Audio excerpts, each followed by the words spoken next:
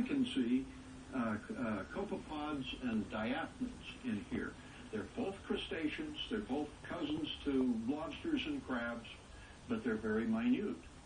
And they form a very important part of the food chain.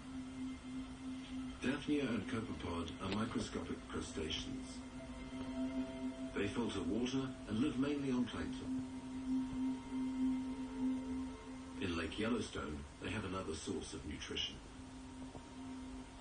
But they're attracted to these hydrothermal vents that form a long column from the floor of the lake to the surface.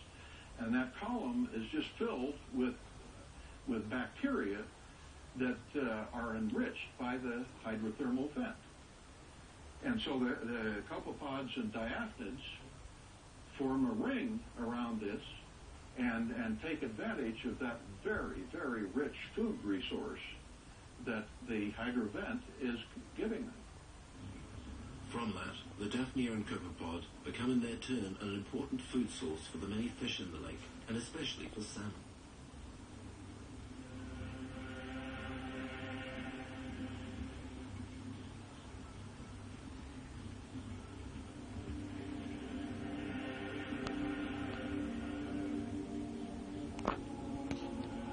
Thanks to its hot springs, Lake Yellowstone is in fact an oasis of life. The vents that are scattered underneath the west thumb of Yellowstone Lake here are hot springs vents. We call them hydrothermal vents when they're submerged like that. And they're very much like the deep sea smokers that occur in a number of places in the sea.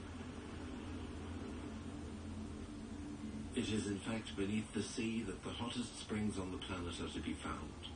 Their temperature can reach 400 degrees.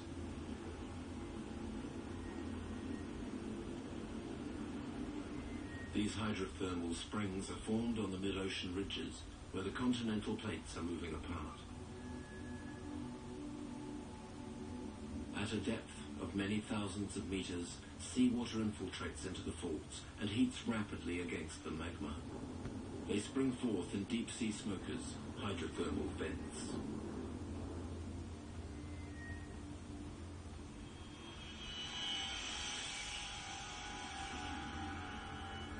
We're going on the Atalanta, a research ship of Ifremer which is on a mission to study hydrothermal springs. This ship is a real floating laboratory.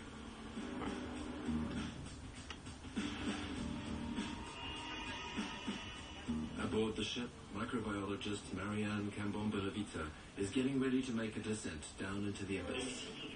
And here all along the way